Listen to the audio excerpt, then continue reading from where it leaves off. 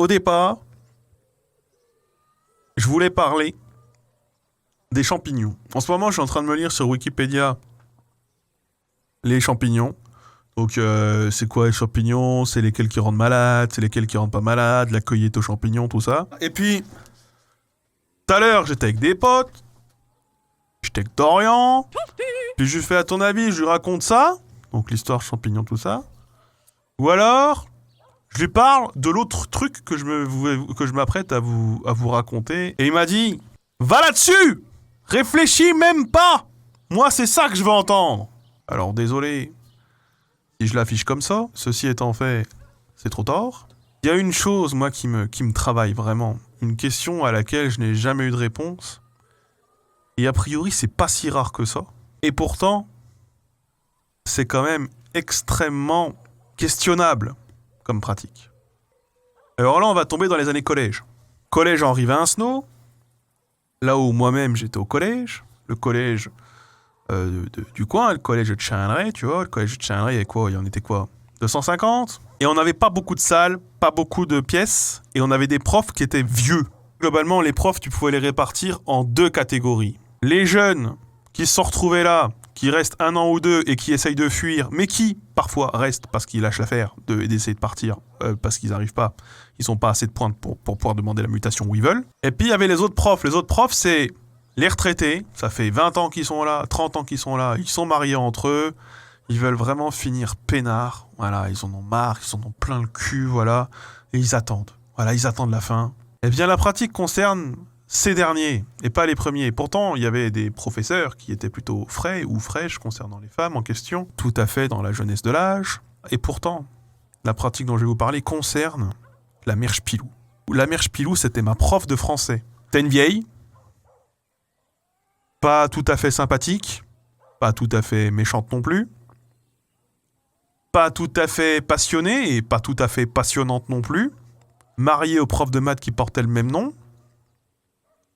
attendant la fin, pas la fin de la vie, hein, c'était la fin de la carrière, voilà, plein le cul. Surtout qu'en plus, nous, on avait trouvé une vieille bagnole dans le collège en faisant de l'urbex à l'époque, une espèce de vieille 4L, on avait dégonflé les pneus, on avait fait un peu n'importe quoi avec. C'était la bagnole de la mère Spilou, ou du père Spilou, ou des deux. Ils en avaient plein le cul des jeunes, mais ils en avaient plein le cul, comme ça, ras la casquette, quoi. Le collège Chandray est situé en haut d'une butte, et autour, t'as que des champs. Il est effectivement grillagé, mais pas tout à fait non plus. Et il n'y a rien autour. Il y a un cimetière. Et la cour, elle est gigantesque. Il n'y a même pas d'espace intérieur où tu peux te mettre quand il fait froid en hiver. Nous, au collège, quand on se pointait là avec sa gelée dehors, des fois, on essayait de rentrer dans le hall du bâtiment pour avoir chaud.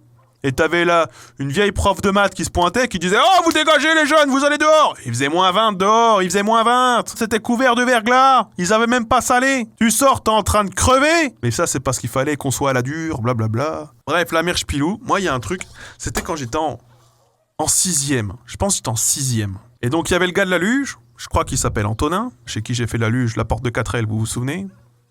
Il y avait lui.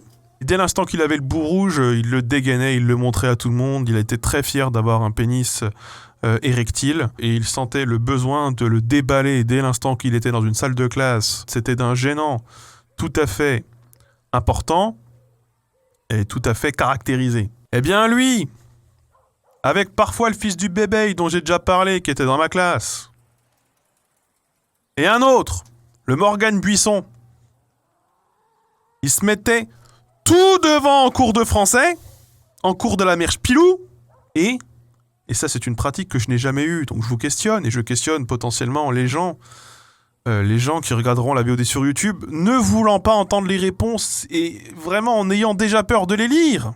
Et ouais, vous avez tous deviné ce qui va se passer. Mais bien sûr que vous avez deviné. Et vous voulez pas que je le dise. Mais les gens de la VOD, qui quand ils regarderont ça sur la chaîne secondaire, sur la chaîne Best of Montaigne Linguistique, et abonnez-vous évidemment, ils ont pas l'info. Et oui, je suis désolé. Ils le faisaient. Ils sortaient le bout rouge et ils se le tripotaient, évidemment.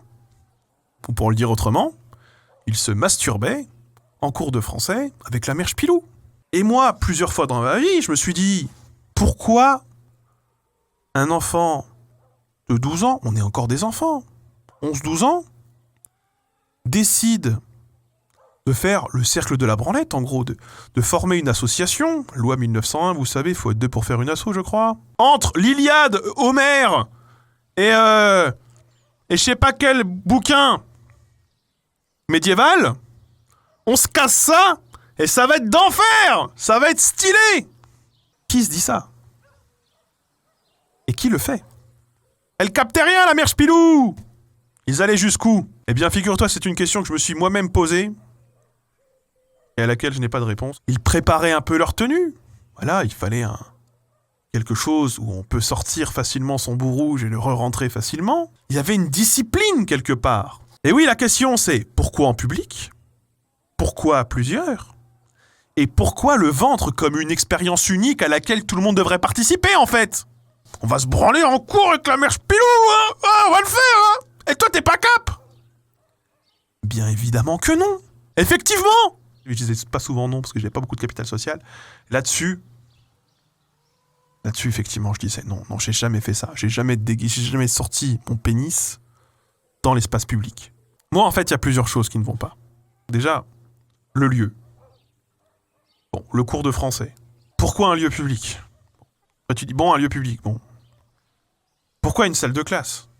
Tu dis, bon, une salle de classe, bon, à la limite. Pourquoi un cours de français, en fait? Bon, un cours de français, cours de maths. Pourquoi la mère Spilou? C'est un défi, en fait. C'est pas la question d'aller jusqu'au bout ou pas. C'est déjà l'acte de sortir sa bite et de se la tripoter dans un cours de français en 5e et déjà aller trop loin. Qu'est-ce qui se passe quand t'es prof et que tu chopes des élèves en train de faire ce genre de choses? C'est quoi la sanction? C'est quoi que t'écris sur le mot que t'envoies aux parents? C'est « Je sous-signé Madame Blandin, atteste que votre fils se touche le bout rouge pendant que je parle de l'Iliade en cours ». Confiscation de l'objet du délit. Je n'ai jamais compris ce délire. Ils ne sont jamais fait griller. Mais non, mais tout le monde savait. Dans la zone là de la classe, tout le monde savait. On voyait leur bout rouge. Alors il se trouve que je faisais pas particulièrement de la prospection, c'est plutôt des moments que j'essayais d'ignorer. Vous savez, moi j'avais cette méthode qui était de me plonger dans mon putain de bouquin de français et d'essayer de trouver des trucs intéressants à lire pour ne surtout pas avoir à regarder autour de moi et faire comme si... Non, je savais pas! Je suis en train de faire autre chose! Ce qui, moi, m'interpelle, c'est que quand je raconte ça et que je pose la question aux gens, je fais « Mais pourquoi est-ce qu'ils ont fait ça ?» Et ils me disent tous « Mais nous, on en avait dans notre classe aussi! Qui faisait pareil !» Je me suis dit, et là, c'est le moment où je me pose la question, et où je vous pose la question. Est-ce que c'est une tradition régionale, ancestrale, française, campagnarde de la ville, communément admise, de se dire « Allez, fleur de l'âge, petit groupe autogéré de développement personnel, on se branle sur la vieille, dans une salle où il y a 30 personnes. » Alors, ils faisaient jamais ça avec des profs hommes. Oh mon Dieu, qu'est-ce qu'on allait penser d'eux. Par contre, et des jeux homo-érotiques, il y en a eu plein au collège, hein, je me rends compte, avec le recul. Le coup du « T'es pas capable de te foutre à poil? T'es pas capable de me toucher la bite? Hein, t'es pas cap ?» Quel est le projet derrière? Est-ce qu'il y a un rite social que je ne comprendrais pas? Alors le gars qui était mon pote en question, est-ce que vous connaissez le principe du copain de circonstance? On devait faire la file sous le préau en attendant que le prof vienne nous chercher pour qu'on aille tous en cours. Et donc du coup on devait se mettre 2 par 2 en file. Eh bien nous on était plutôt dans la même partie de la file. Pas avec les gens très populaires, un peu avec les gens extrêmement peu populaires, et cherchant à s'en dégager de manière tout à fait... c'est pas nous. Non, nous on est un poil au-dessus. Et bien voilà, on se retrouvait du coup assis parfois un peu l'un à côté de l'autre. Et lui me paraissait un peu plus stylé que moi, parce qu'il avait dans son village des gens qui étaient au collège et avec qui il était ami, qui étaient moyen plus. Et donc je me disais, lui il est un poil plus stylé, et donc j'étais un peu un suiveur de lui. En mode, il faut pas que je me le mette mal à dos, blablabla, blablabla. Et en gros, ce gars, Ce gars, j'avais quand même réussi à l'embrigader au modélisme ferroviaire. Je faisais du modélisme ferroviaire pour qu'il voit. Je suis en mode, bah viens une fois, tu verras. Et il s'était retrouvé inscrit, il s'était tapé ça toute l'année et il détestait ça. Et là, j'ai compris que, en fait, c'est quelqu'un qui disait pas non non plus.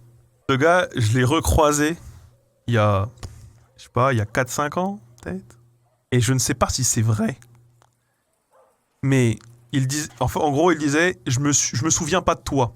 Mais t'as quand même fait 1 an de modélisme ferroviaire avec moi où tu détestais ça. Je fais non, non, je me souviens pas. Vraiment, je suis désolé et tout, je me souviens pas et tout. Je questionne aujourd'hui, très sincèrement, hein, l'honnêteté de cette assertion, sachant tout ce que je vous ai raconté avant. Parce que c'est vrai qu'il y a des choses pas très reluisantes, et parce que c'est vrai qu'il y a des gens avec qui tu fais des choses où, si tu les recroises pas, ou si tu te souviens pas d'eux, ça aide à avancer dans la vie. Ou alors peut-être que je me trompe, peut-être qu'il en est très fier. Il s'est pas masturbé sur une maquette, non. C'est là où je vois quand même, il y avait quand même une grosse différence entre les mecs et les filles quand même à l'école. Hein. De ma perspective, les meufs, elles étaient studieuses, elles avaient des bonnes notes, elles faisaient leurs devoirs. Et moi, mes potes, ils se branlaient sur des vieilles.